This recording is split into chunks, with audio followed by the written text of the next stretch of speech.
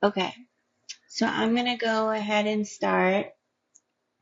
Um, how is everybody doing on this fine Wednesday? Hope y'all are doing good. And it's very Christmassy outside, nice and cold. Perfect for Christmas. I know in some regions it's really, really cold. So before we get started, I have all my notes here. Because in case I forget something, I have so many great things to talk about.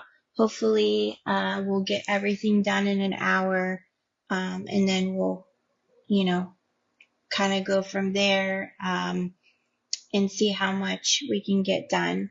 So I wanted to share a quick note. I launched a new series link today to make it easier for anyone who wants to connect or work with me. You can find it right in my Instagram bio on my profile for those of you who are not too sure how to work Instagram. When you go on there and if you're new to it, you click on my profile picture, it'll say links. And on there, it'll say inquiry form with services. So for those, it's just an easier way for people to connect with me. They want to inquire about my services or they need my help. Before everybody was either if they knew my number, they were directly contacting me by email or through my website. And all of that's great. And people from overseas would contact me and so forth. But this is, by me having this direct link, is the easier way for everybody to get in touch with me directly. I have other links on the Instagram there as well from my website to review and read all about me. I encourage you to do that. You can connect there too as well. I'm on LinkedIn and also I have my YouTube channel where I put any videos that I've done to help the community, businesses, leaders, CEOs, and so forth.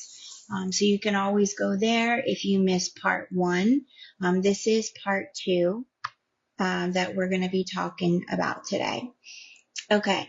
So a little bit about me. I'm not going to delve too long into it for those of you who don't know me real well. I encourage you to go to my website so you can kind of read more. If you want to connect with me, just click on my inquiry form link with services. I put it here on the Instagram live where it says link. So you can always go on there if you want to inquire about my services and connect. So again, my name is Chrissy Sanchez. Hello, everybody. I'm the founder of Chrissy Sanchez LLC. I'm a licensed commercial real estate broker and business mental health strategist based here in Florida. I also have my licensed realtor license in Texas. I'm a sales agent there as well, which is where actually I began my real estate career nearly 10 years ago.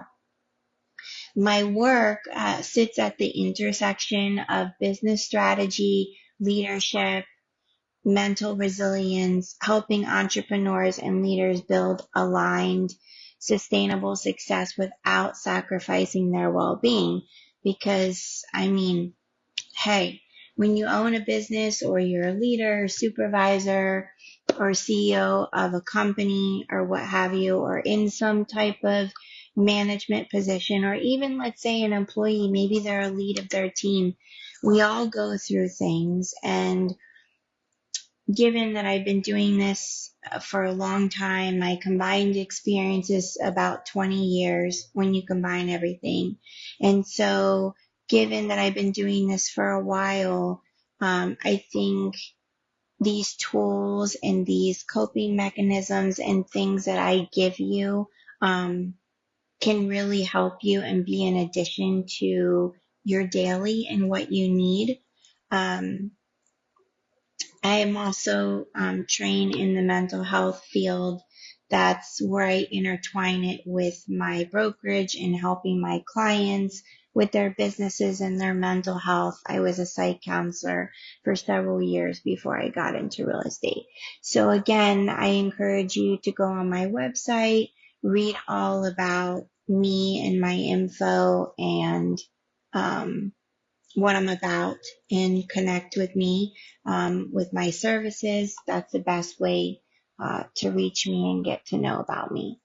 Okay, so we're going to get started. I'm going to recap. I have a lot of notes here because I have so many great things, as the word I use is luscious, to talk about. Last time we talked, it was about the cost of greed. So we talked about the unhealthy greed, where the unhealthy greed is where it manipulates, it exploits, or takes without accountability. Unhealthy greed is ambition gone wrong. It's when success becomes more important than integrity and people start taking instead of building. So that's where the topic we were talking about last month when I did a live part 1, we were talking about the cost of greed, which is the unhealthy greed. Now, this live is part 2 that I didn't get to talk about before. My talks are about an hour. Sometimes they go a little bit over because I just have too many things to share with everybody, teach with everybody. I just want to make sure that everybody goes away with either being inspired, thinking, or have different tools that they need to be able to go forward in whatever phase that they are in their life to help them. Okay. So if you missed part 1, I encourage you to either go to my YouTube channel, subscribe to part 1, or you can go to my Instagram profile and click on my YouTube link. Or you can click in the YouTube search bar, Chrissy Sanchez Broker, Florida. It should be under the title Coffee Talk. Okay, so now let's shift to healthy greed. Okay, so healthy greed is what we all want. I bet some of you didn't know the difference between healthy greed versus unhealthy greed and the difference. A lot of the feedback that I got on my last live was great. It seemed to resonate with everybody. If you tell me that you don't go through these types of phases through the unhealthy or healthy greed, whatever phase you are in your life, owner of a business, of a company, leader, supervisor, and you don't go through any of that's a lie, because everybody goes through it. I went through it. Everybody goes through it. So as I said before, healthy greed is ambition that pushes you to grow while staying in alignment with your values. So the next thing I'm going to ask you, and then I want you to kind of sit with, today's live, you can either write it down, take notes on a pad, your phone, simply treat it as your workshop, your master class for the day, for the season, and additional things if you already are doing things to help you get better at the healthy grade versus the unhealthy grade. So what I'm going to ask you is, what's your brain's diet? I bet you've never been asked that before. What is your brain's diet? Is it healthy? Is it unhealthy? It's like food. When you feed your brain, right? Are you feeding it healthy food or are you feeding it unhealthy? It's not just about eating healthy to fuel your brain. It's the conversations that you entertain daily, nightly, every day, the content that you scroll on social media from morning to night, the music you play on repeat every day, whether it's in your car, on your way to an event, to your kids, to work, to going home, to leaving early in the morning, the thoughts you allow to live completely rent-free in your mind and the people you keep close to you. So here's a question I want you to sit with. What is your brain's diet? What is it really? Is it healthy? Is your diet in your brain healthy? Or is your diet in your brain unhealthy? What are you feeding it daily? Like food. Food is medicine. Well, you need to treat your brain. You need to feed the food, the correct foods to help you daily. And that's why, for example, when the kids are not eating, let's say, the most healthiest food or the nourishing food, it does affect them at different stages of life. From their hormones when they're growing, whatever it is that they're doing daily, how they are in school, on tests, when they think, it does the same with adults. So what are you doing, as that example, what are you doing for your brain? What's your brain's diet? What are you doing with it? Are you listening to podcasts, master classes? Are you taking workshops? Are you reading self-help books? Are you going and exercising, using that time to think about, well, it's getting a little hot in here. Are you using that time to think about what fulfills you, okay, for that time period? What in that moment that's going to help you get to your healthy grade? Some of you may be in the state of unhealthy grade and you may not even know it. Yep. Or some of you may have days where it's unhealthy grade, but then you have healthy grade. And so you're struggling, you're at that middle median, you're trying to figure out, okay, how can I get to this being of the unhealthy greed? How can I make it habitual? How can I keep going forward so you can feel better for yourself? Are you feeding your brain things that nourish it? The ideas, the environments that you put yourself in, your habits, your daily habits are very important. That supports your clarity, your growth, and your long-term health of your brain, mentally and physically. All the organs in your brain need to work properly, right? Just like all your body needs to work properly. And that's why every time, for those of you who are following me on Instagram, I always put in my hashtag, invest in your brain first, not just in your body, because your brain is first. Most people, like the beginning of the New Year resolution, everybody puts out their goals and their resolutions, right? Or what they're going to do from the new year, but somehow they start to fall off track.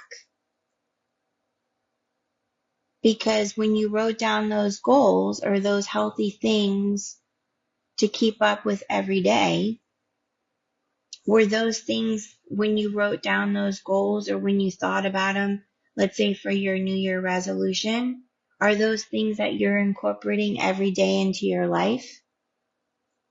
You can't just write something down as a New Year's resolution. If that's what works for some of you, that's great.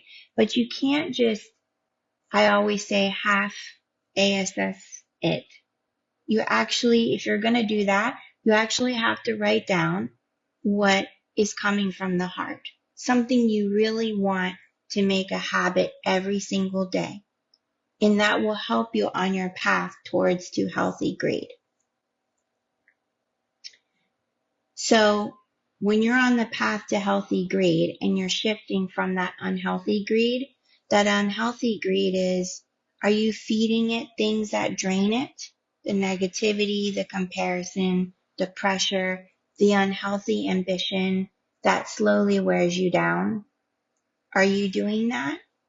Is the environment that you work at every day, is it healthy? Is that environment healthy? Is that environment taking away from your personality, your integrity of who you are as a person? Because if that's the case, then I need to ask you the question, is that environment the right environment for you?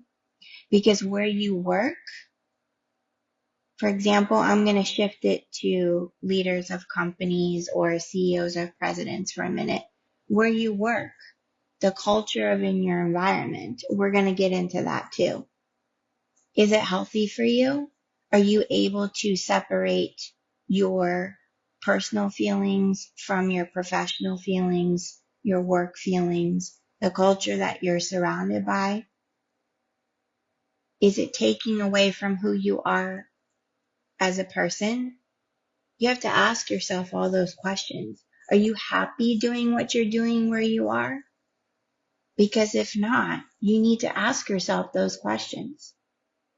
Then something has to change. I don't know what it is going to be for you. I don't know if it's whatever it's triggering the unhealthy in the environment. You need to figure that out. And that is about being self-aware of yourself and in your environment, how you act, your reactions, your emotions. How do you feel in that work environment? Or your business, for example, your culture. What kind of environment are you creating? Is it healthy? Are you creating tools or places or self-help or an environment where culturally it's a community in your workplace for people to be able to feel and be themselves, but still work really hard and doing what they love at the same time? Or creating that environment where everybody, some people don't even know that they love what they're doing because maybe the environment, or it could be many other reasons that they don't know that in terms of being self-aware of themselves. Just like your body, what are you consistently feeding your brain that determines its strength, its resilience, that leads to longevity? You want to keep your brain healthy, and that's important.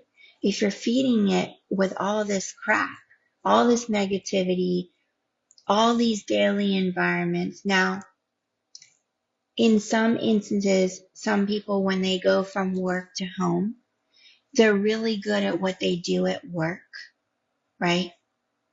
But then they come home, and because they're so drained in the mental, sometimes, and it's not intentional, sometimes they come back to their home life, and it's very hard for them. They shift into this healthy greed versus unhealthy.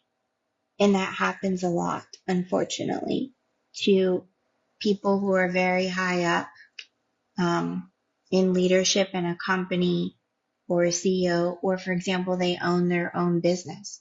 It's very hard for them. Also, it could be the reverse, where they have healthy greed at home, but when it comes to success, they want an overnight fix. They want an overnight success that the unhealthy greed ends up being at work and the healthy greed at home. Or it's both unhealthy greed. And that's where, when that happens, you've pretty much lost yourself. Your body's there, but you don't know who you are. So how can you portray healthy greed? How can you live in that habitual spiritual being, whatever that means for you? Are you feeling like your mind is healthy right now? The healthy ambition, the growth that stays aligned with your values, because your values are the most important thing. If every day you get up, you do things that are intentional. If every day you're getting up, right, and you have a routine or whatever it is for you in the morning, and everything you're doing your integrity should always be first. That should come with everything that you do, whether you're at home, you're at work, in your career, whatever you do, your integrity and your values should come first. Always, always, always. If you don't understand what that is because you haven't figured it out yet, it's because you need to be more self-aware of what's going on with yourself, with your feelings, with your emotions, right? And a lot of that requires life experience or just putting yourself in situations, testing your boundaries, whatever your fears are. Every day should be a challenge for you. You should always constantly be doing something, learning something, nourishing. These are things that feed your brain. And I don't know what it is going to be for you. Okay. So examples I'm going to give you in a business setting, and this can relate to real life also. So all of this stems from, do you eat healthy? As I mentioned earlier, do you exercise? Are you a growth mindset person? Are you open? Is your brain fixed? I know everything. I want it when I want it. I'm dominant. I know it. You don't know it. In the last live, I talked about what kind of leader are you as a person. I think there's like 5 or 6 categories. There's the authoritative leader. There's the dominant one. I think there's at least 5 or 6. But you would have to go back because I don't have it in front of me. But you could Google that or go on Chat GPT and do your research because there's at least 5 or 6 of the type of leader you are. I highly encourage you to try to incorporate a little bit of all of them. And to know which one you are, you have to really be self-aware of yourself to really help you with the healthy ambition, the healthy greed, in order for you to go forward and create healthy habits. So, are you a growth mindset person? Do you think positively from the words and the brain daily? Are you always thinking positively? And I'm not saying that you have to jump up, down, and joy in your brain. That's not what I'm saying. If you do, that's great. But whatever comes out of your mouth and whatever you think and whatever puts out there into the universe, that is everything. So whatever you tell your brain or you say, or even if you don't say it out loud or what you're thinking, that's going to happen. For example, like I tell my kids, sometimes they'll be like, well, I don't know if I'm going to do very well on a test. And I said, well, why would you say that? You haven't even started yet. You haven't even started your test yet. You should have, if not, and you're doubting, then maybe there was a different way that you could have prepared. So you got to work with what you have, however you studied. That's what I tell my kids. Go into that test thinking, you know what? I'm going to do everything I can to try to master this test or complete this test and do well. It's like a business deal, for example. That's another analogy. Some people or some salespeople, or depending on what you're doing, sometimes before they even go into a deal and they open their body language or their energy, they're already shotting that deal down or without saying too much because their energy is very negative on how they're coming into that meeting or that deal. It's the same thing for my kids when they go into a test. You have to be positive even if you're nervous. A little nervousness, fear is the same thing. You have to just say, you know what, I'm going to do the best I can do And you're not supposed to know all the answers. You're not supposed to know everything.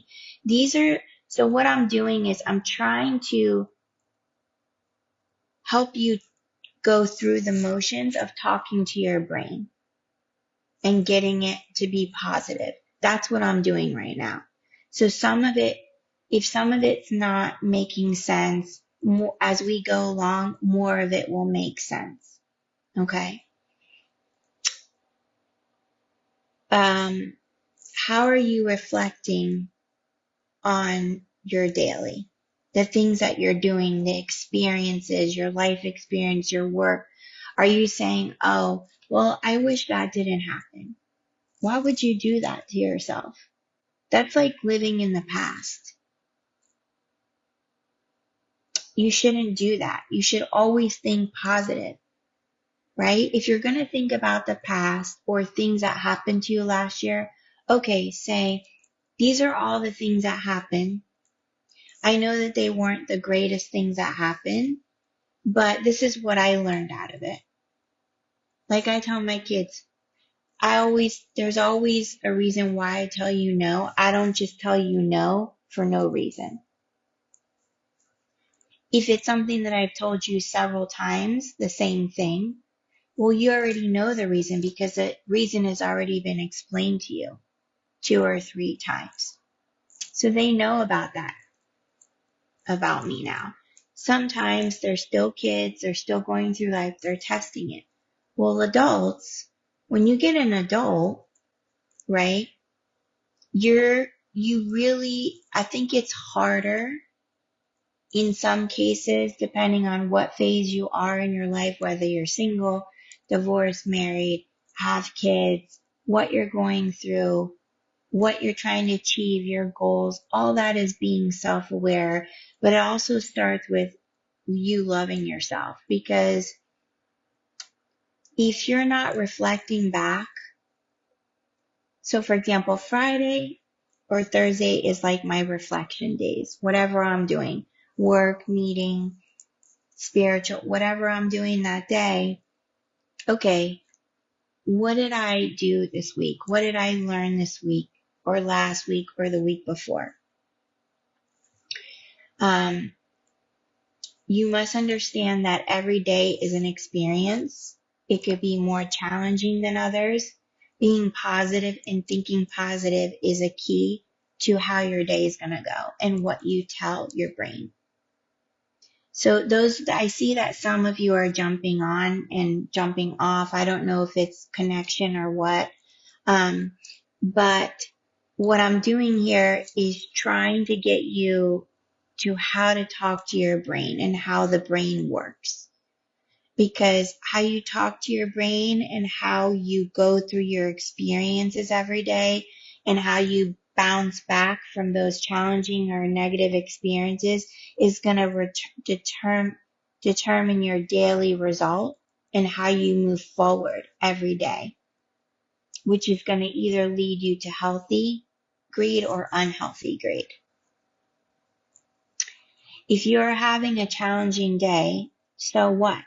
Take a mental health day, recoup, regroup, stop what you're doing, walk, breathe, whatever that means for you, and stop worrying about what other people think. That's the number one thing. You have to stop doing that.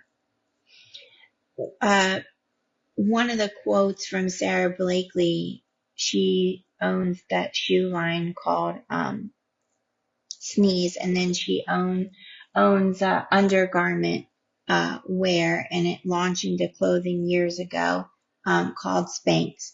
And one of the quotes, I mentioned it on my page one of the times on Instagram, was that she had there was a lot of man dominance in her industry along the shoe manufacturers, as well as there was no man dominance in terms of developing these undergarments, and why not it be her in terms of her undergarments, really on how women should feel and how it relates to them on their daily, right?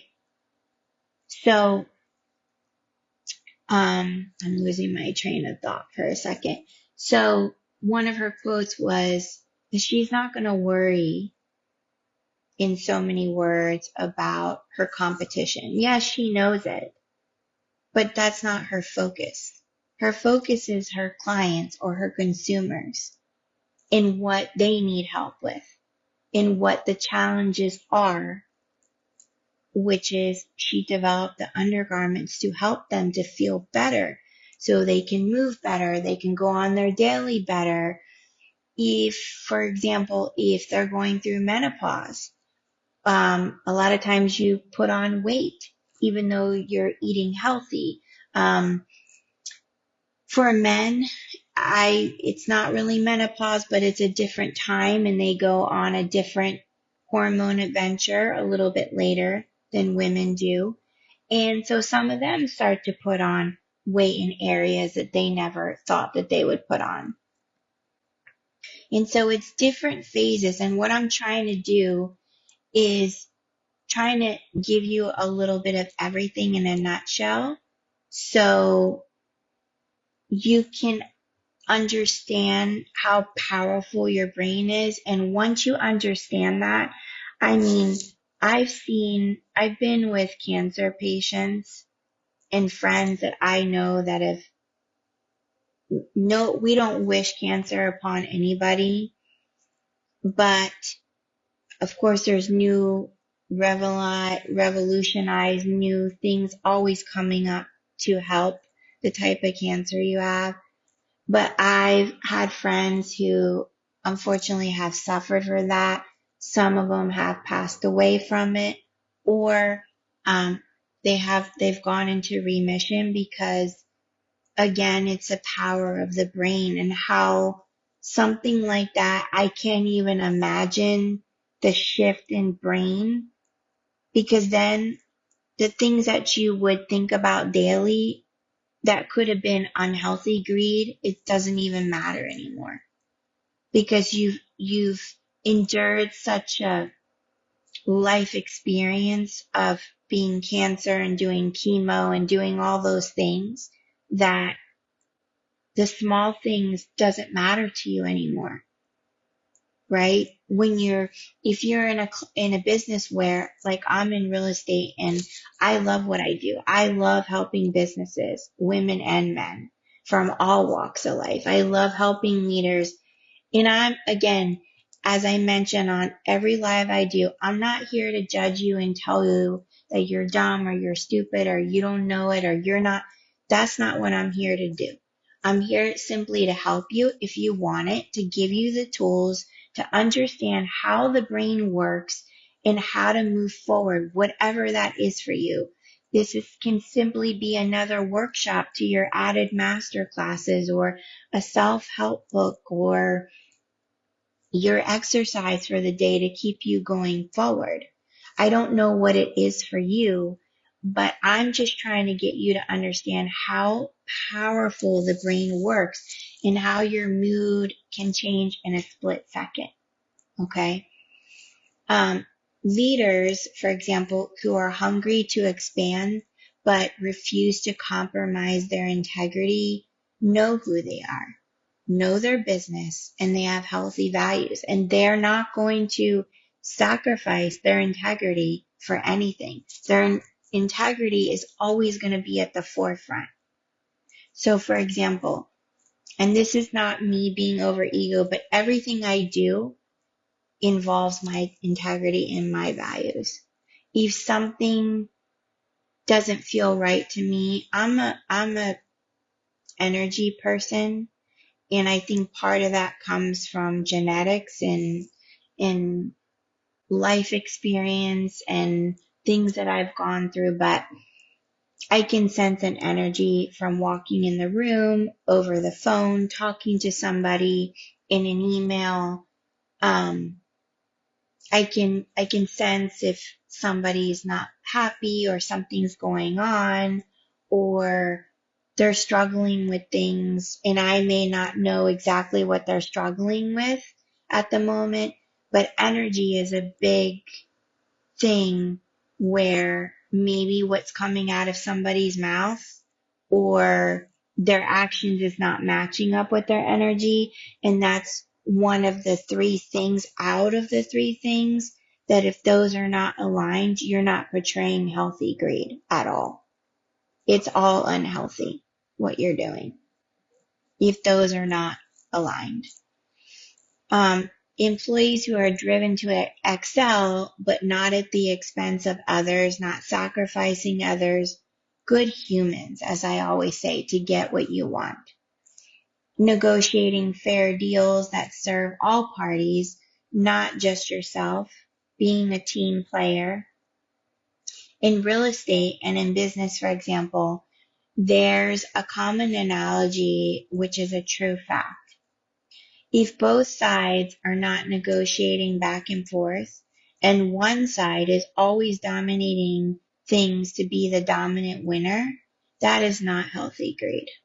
I'm just going to put that right out there. I'm pretty sure some of you are cursing on this live that are in real estate right now or business, but it's not. In order for it to be a healthy greed, both sides should be negotiating on some level. That leads to the deal. What ends up happening, it leads to the deal not going through. Or before the deal even got started, the one side is always defensive when they start talking. The words they use, if they smile with sarcasm or negative when they start talking, the words they use, even if the way they shake your hand, if you're not in tune, the way somebody shakes your hand. So there's a book out there called Body Language, and I encourage you to look it up.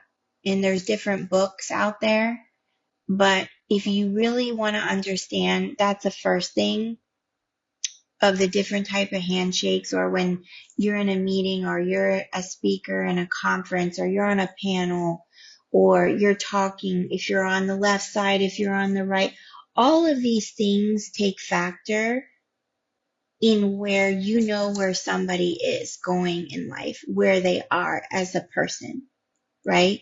If it's unhealthy greed or healthy. Just because they may be doing some things of unhealthy greed doesn't mean they're a bad person. It's just that either they're struggling, they're going through some things, or they have the shifts from going back and forth to healthy greed to unhealthy. It just depends on the life environment, where you are, from career to work to home, whatever's going on in your life.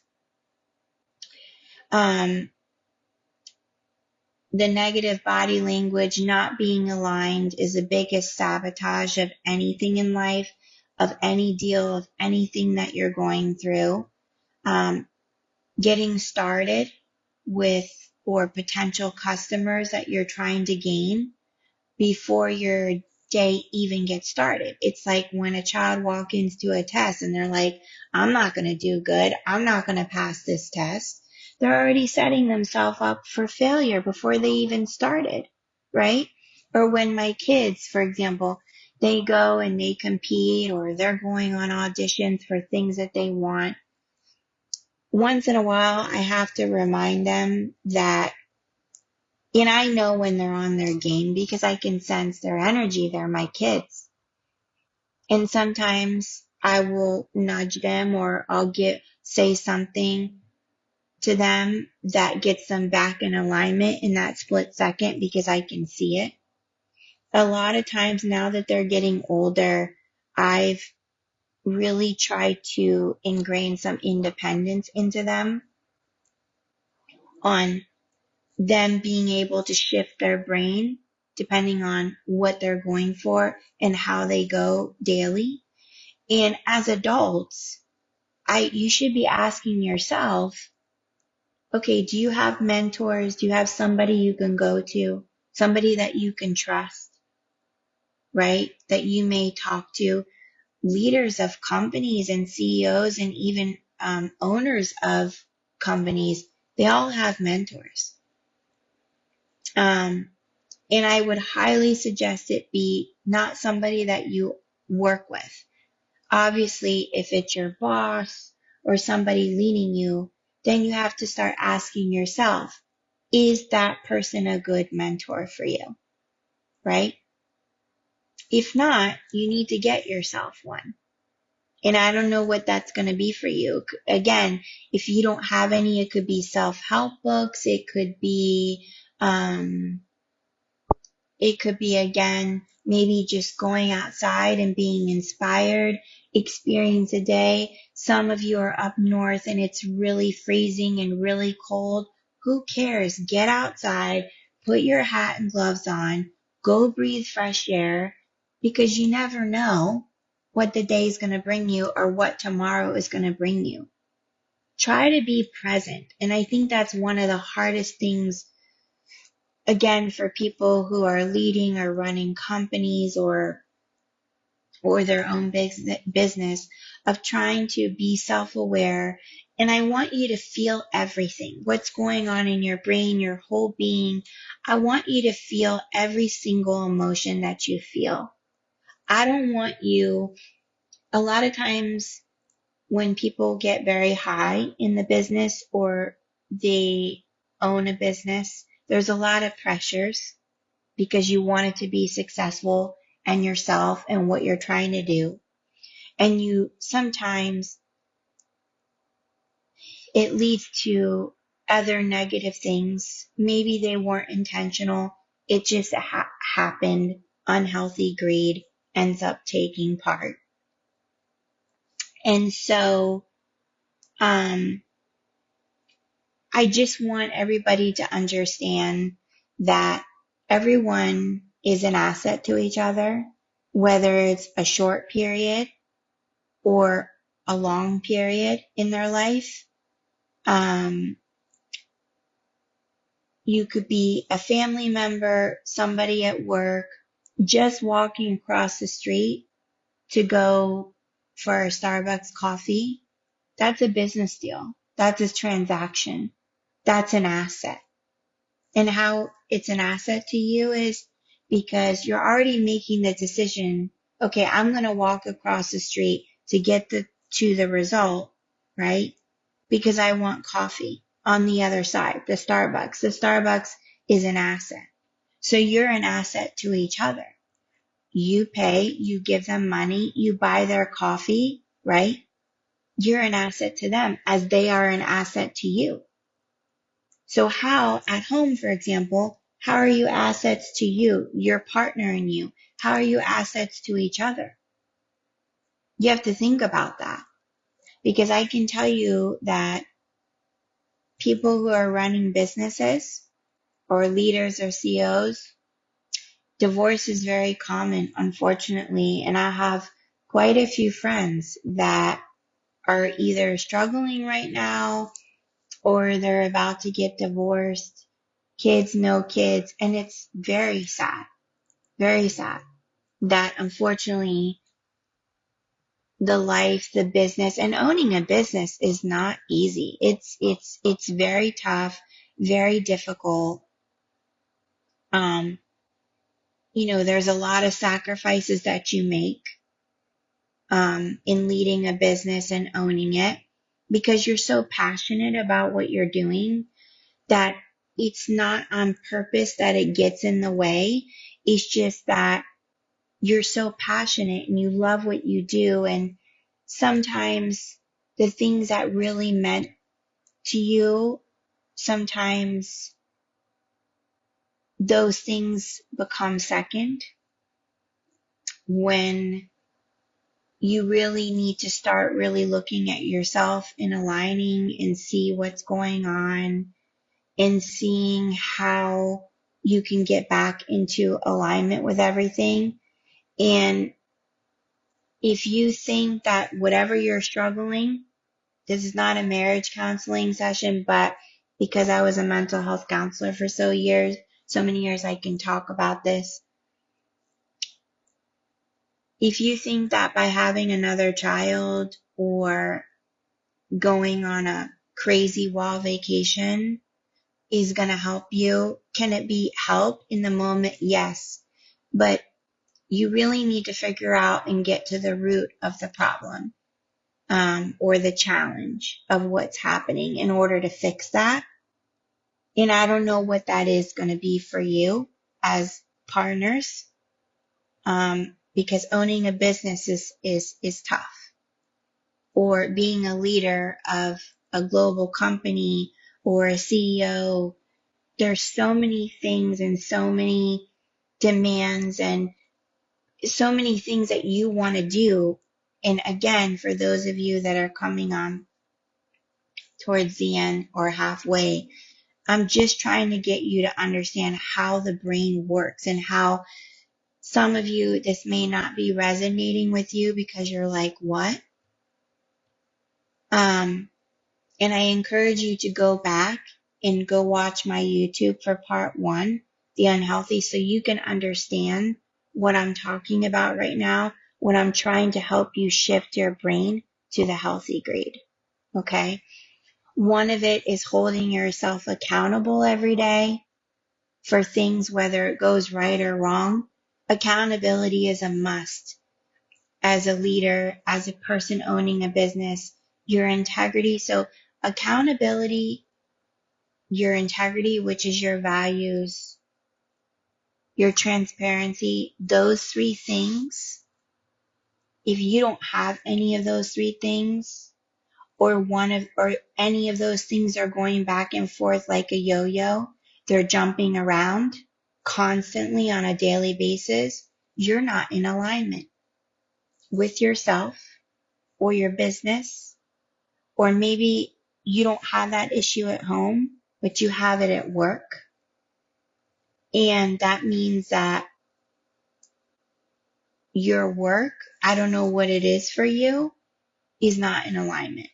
So they both go hand in hand, and it all starts up here in the brain.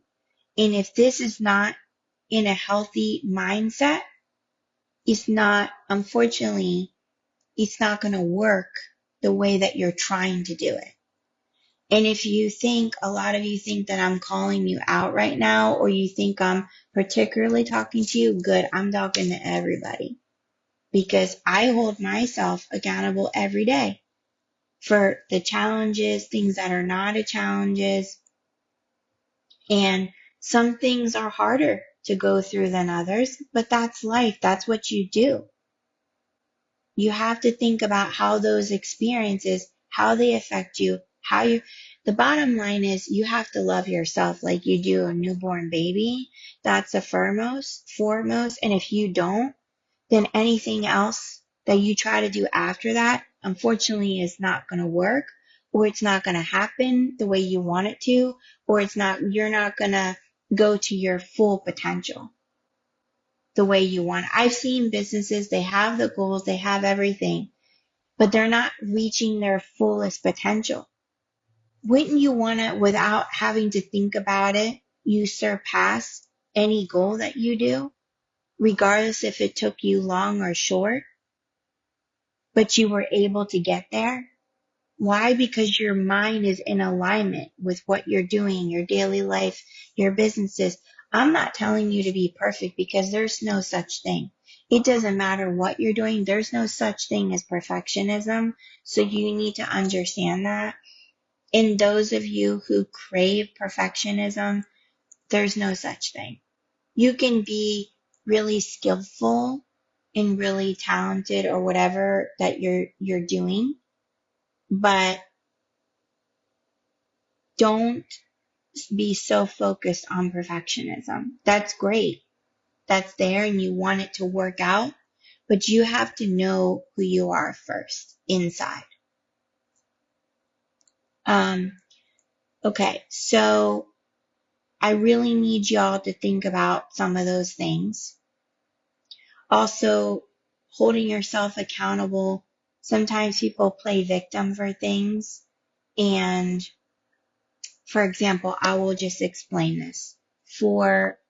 Because again, I was in the mental health counselor for so many years. There's a term or a label out there called narcissism. And we have it in the world. It's out there. And I feel for them. I really, really do, because they really like to be dominant with everything. And a lot of times there's that unhealthy greed and that sarcasm. And then sometimes they don't understand that a lot of the dominance or a lot of what they're doing in that moment, instead of holding themselves accountable for issues or challenges that they created for themselves and upon others, their partner, their family, their work, people, their employees, or whoever, or their company or their culture, um, they create, they change it, and for an issue or a challenge that they created, they play victim for it. And I see a lot of that too, unfortunately. Um, and I feel for them. It's hard. I would say that's besides drug and alcoholics, um, people who are suffering from that addiction, uh, narcissists, and people suffering from mental health, psychosis is under that umbrella. It's very hard. Very, very hard. Now, I don't want social media taking this out of context and me saying that I said a narcissist is a psychotic person, because that's not even what I said. If that's the way that you understood it, that's not. I was talking about narcissists and the way that they go through their daily life and how they are for things and how much they struggle in their brain. It's like a yo-yo. And for them, it's about the environment, their encounters, how they grew up, uh, what experiences that they had. Maybe there was someone that came into their life eventually that helped them work with those things that can reverse that psychology in their brain, so they're not a narcissist anymore. And when they feel those things coming on and they're starting to realize it, they have the tools to shift their brain. Is it hard work? Yes. It's very hard, very challenging. And even if you're not in that category and you're just portraying unhealthy greed and trying to do your daily life without you realizing it sometimes, and other times you do know it's there, you just don't know how to fix it, or you don't know the tools. It's hard. It's a struggle for everybody, and it doesn't matter who you are. You struggle daily with things. So I'm going to tell you, one of the mindsets is, instead of saying struggling, you should say challenge, because challenge is more easier on the brain and to get you to move forward than if you're saying, oh, I'm really struggling. My night of sleep was so bad, or the work was so bad today, or it was so hard, or this happened in human resources today, or one of my employees did. Okay, so for example, yesterday, I was in the evening, I was picking up some gifts for some friends, and there was this person, I'm not going to say male or female, that came in.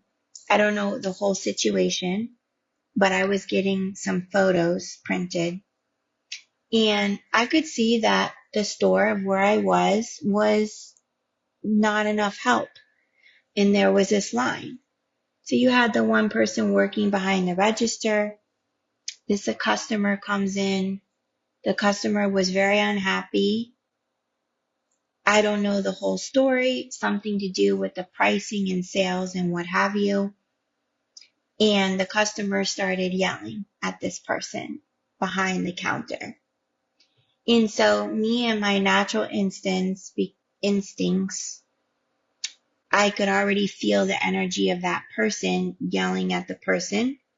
But because I've been in mental health for so many years, my daily instincts and my habits kicked in right away, as if I was in counseling in a mental health facility of what I used to do because of, and I wasn't even in a crazy place or a store or anything like that.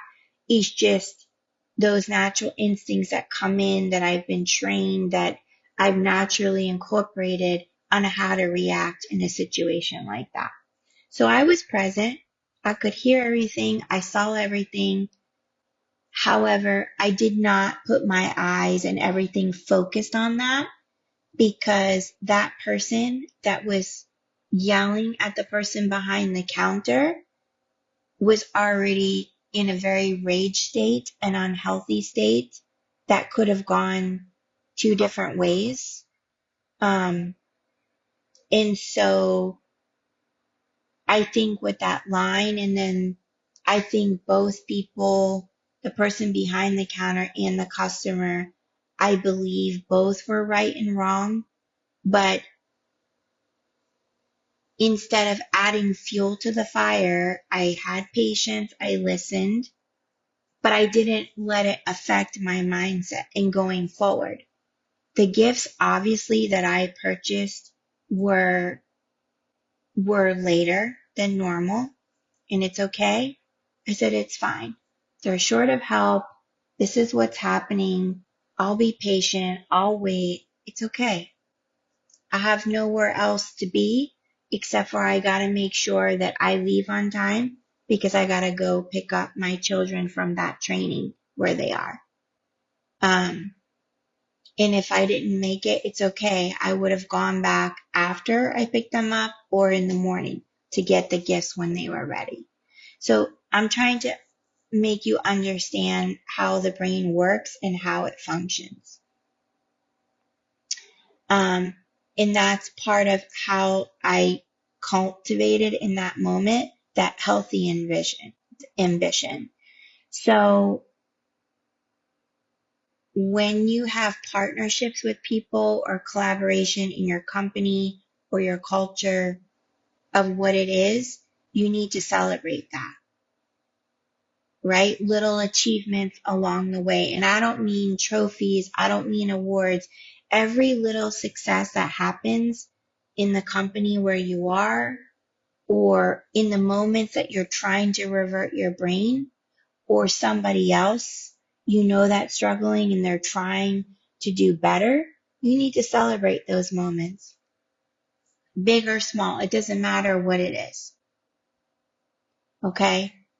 In the end, what this does, the benefits of all that, you start to become stronger, you build resilience in the brain as you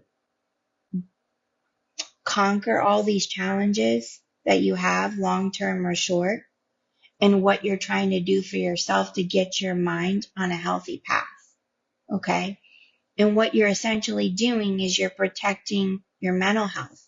You're telling yourself positive things, daily things, like I told you about when I was in the store and how I did the things and how I didn't let it affect me. But for some other people, it could really affect them night. Maybe it's a single mom trying to get back home to her kids and feed them dinner. That could have held up their whole night. I'm not saying all single moms think like that, but depending on the stage of their life, that could have just ruined their night, right? Or a couple, maybe they were supposed to be back to cook dinner for their kids. I don't know. That could really change the way somebody's thinking in that moment. Um, okay, so let me shift really quick because I want to go ahead and get to everything else. I went over an hour a little bit because I gave time for people to get in. So I have about 20 minutes left. And then I will post eventually a short video for those of you who missed it, who can watch it. Okay, so here's a mini story, and this is an example. Employees who are hungry, which is that healthy ambition, you wake up every day with that fire to do better or to go after your goals or what you want, right? That's not harming. You're not harming the brain. You have that fire and you're very positive and you're ready to go. And some people, that's like a quiet confidence. Some people are not jumping for joy and okay, and you have this high energy, right? Some other people have very high energy and they have a very loud confidence, and that's okay, right? But it's how you move forward in your energy going out and receiving and going, how that is, which leads to either healthy greed or unhealthy greed. I've seen employees who were driven, they stayed late, they learned more, went the extra mile, and they didn't step on anyone to do it. They didn't throw anybody under the bus. Their boss didn't do it, their mentor. They really tried to figure it out, problem solve, work as a team. They pushed themselves. Everybody elevated each other around them, right? So in your daily environment, wherever you work, if you're the smartest person in the room, that's not the person for you. That's not the room for you. It's like going to an Ivy League school. Everybody is either as smart as you or smarter than you, right? Or the old saying, there's always going to be somebody in the room who's younger, prettier, older, prettier, more skillful, whatever the case is, and you have to learn to embrace it. And that comes with confidence because you want everybody else to do better around you. Ambition without exploiting. So, for example, I worked with a business owner, one example, I can't give names or anything like that, who wanted to double revenue in a year, in 1 year. Instead of them squeezing their team, for example, they invested in training, created a profit sharing model, celebrated small wins along the way. Like I was telling you, celebrate your achievements. The result, they didn't hit their goal fully, but they created a culture where everyone felt like they were building something together. Okay. So in that short, small example, they found that accountability was really in their culture. And building something together is where their strength was, really, even though their goal was to create that profit sharing model and doing all these other things. That helped them really see the areas where their strengths were and where they were having the challenges. Mind you, I didn't say lacking. I was about to say that, and I said challenges. So what I want you to do is I want you to start thinking, which of these strategies do you think your team needs the most right now? Boundaries, accountability, or culture shifts? So let's talk about culture shifts for a few minutes, and then we'll be getting to the end of the live. There are 4 culture shifts. One is foundational culture shift, which is at the leadership level. There's daily operating culture shifts.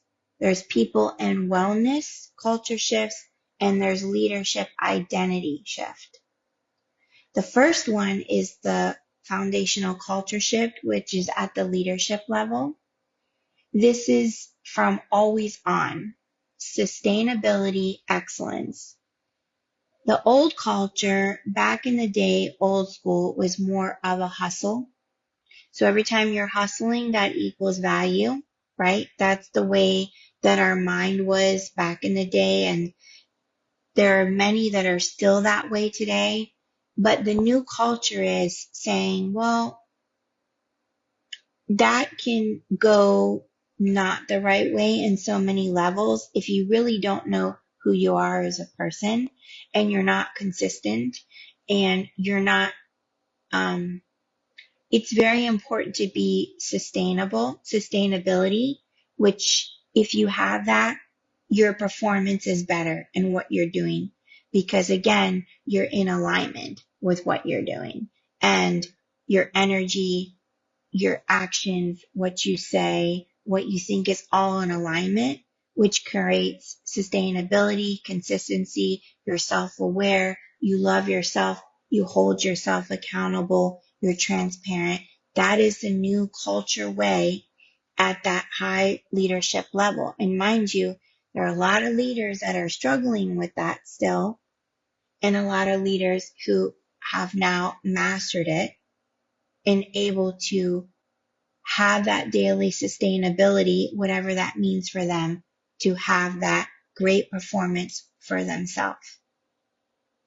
They normalize breaks.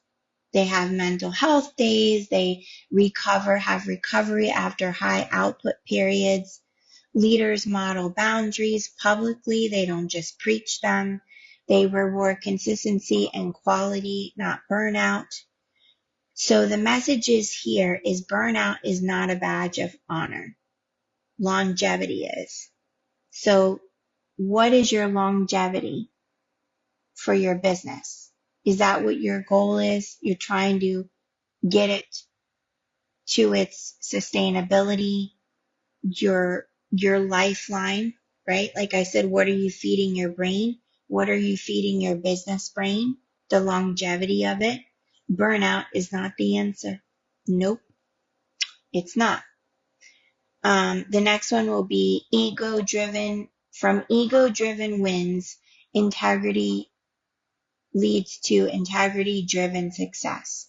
So the old culture is results at any cost. And that's what I meant before on my other live, sacrificing people, employees, the people you love around you to gain a result that you think it's a short term win, but it's not sustainable and it's not healthy, right?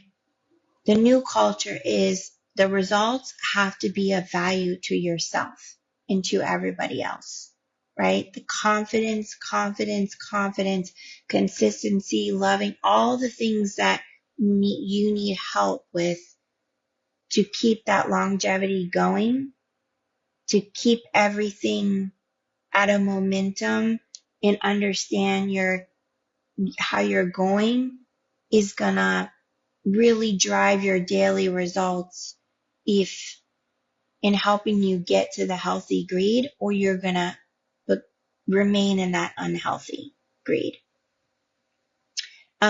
You have to define your non-negotiables. That's your list. That's your goals, your values in decision making. Celebrate your wins, right? And how they're achieved, not just the win itself. Celebrate them. How did you achieve them? What was your journey, your adventure, your triumph? What did you do last year versus where you are now? You need to celebrate where you are because whether it's small or big or it took you forever to get to that point, that's okay because it was more of a challenge for you and you need to embrace that and say, it's okay. What did you learn from it? And move on and feel all the feelings. You need to call out all the shortcuts. If there's any type of manipulation or misalignment early, it's like what they say for kids when they're displaying a certain behavior and it's not healthy. The old saying, you need to nip it in the butt early because if you don't, the kid is gonna have repercussions as a result to them. And when they get older as adults on how they go forward socially, mentally, physically, how it's going to affect them in a sport, in what they do in school, in adults too. All this affects you from when you're younger to when you get older, right? So the message is here, how we win matters more than how fast we win, right? So you need to understand what is the win for you. I can say for cancer patients going into remission, that is the win for them because they went through so much to get to that point that is taking them time. And hold on one second, my page just flipped, my notes. So that is what they're celebrating. The next one is fear-based pressure, which, or ownership and accountability. Okay.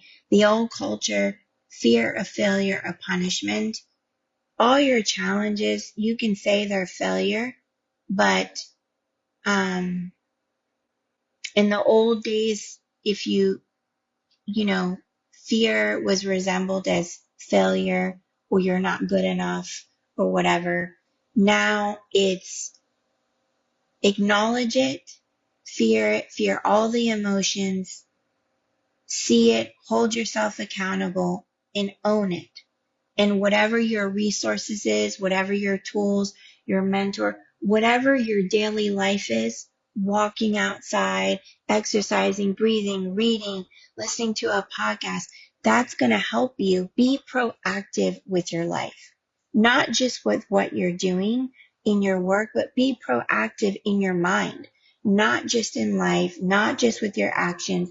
You got to be proactive in your brain. Shift from blame to reflection. What did we learn? What do we do better next time?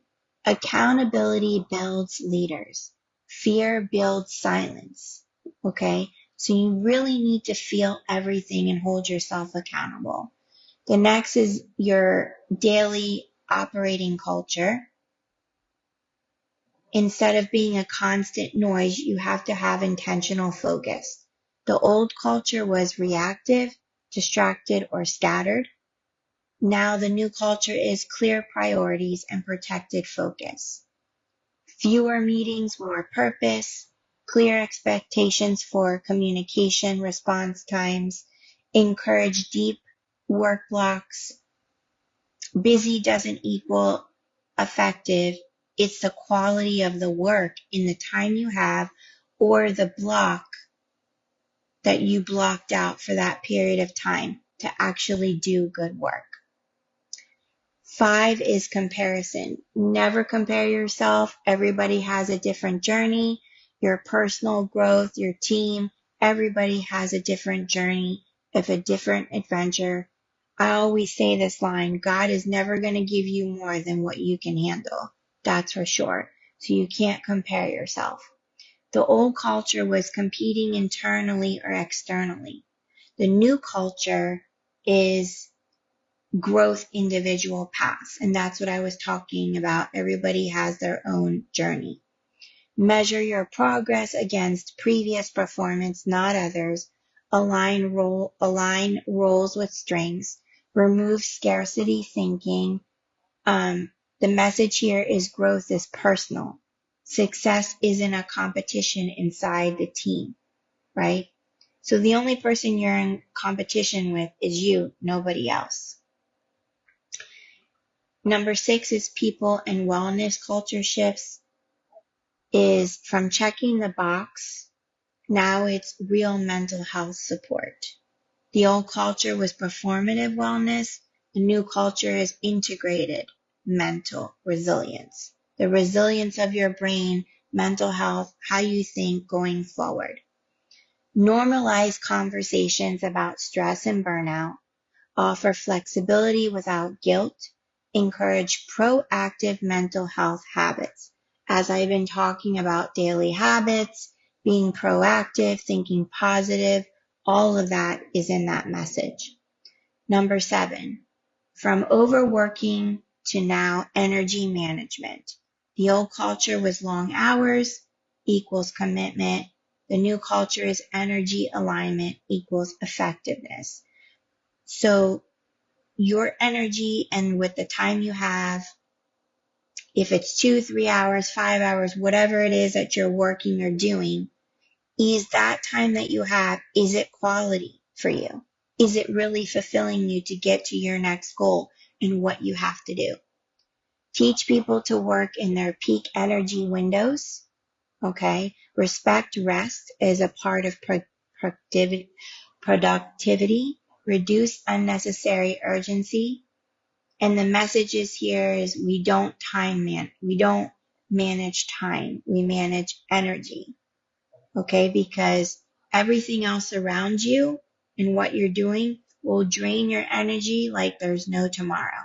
And that would be unhealthy greed. Okay. If it's healthy greed, it should be expanding you. If it's unhealthy greed, it's going to drain you, and that's not what you want. Leadership identity shift is the last one.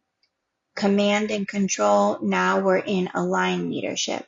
The old culture is where there's authority, that more delegating, dominance, leadership, authoritarian, the power, the label.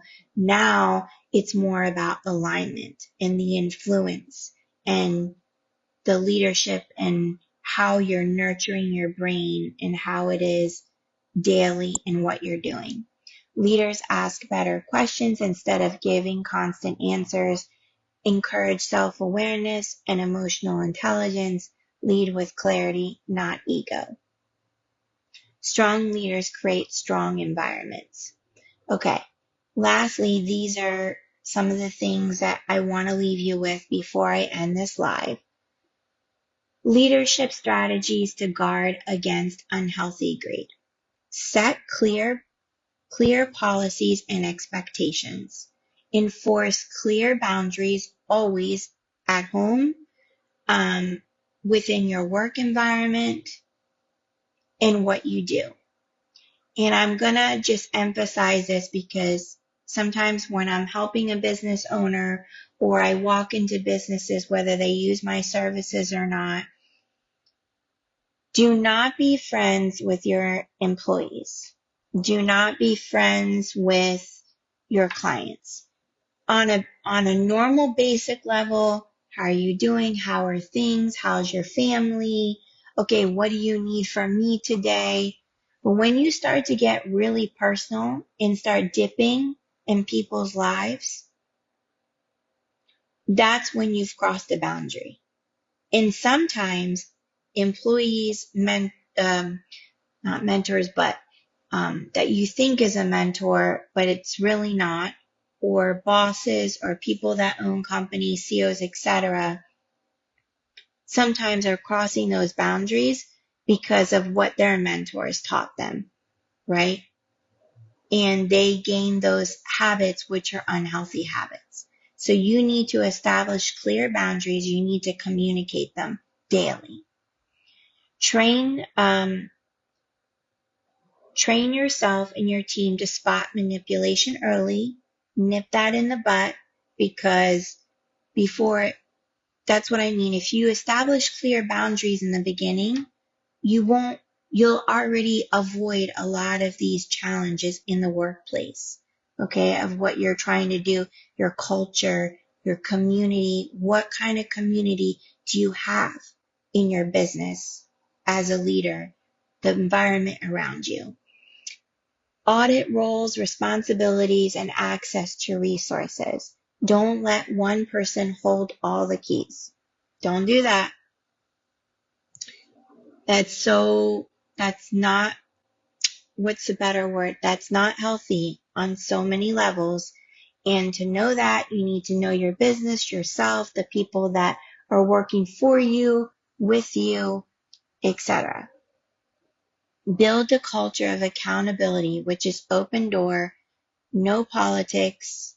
And I'm not just talking about Democrat or Republican. I'm saying industry. Whatever industry you're in, there shouldn't be, every industry has politics, whether you're real estate, industry, business, career, corporate, sports, retail, salon industry, spa industry, baseball industry, dance industry, uh, medical industry. Every industry has their politics.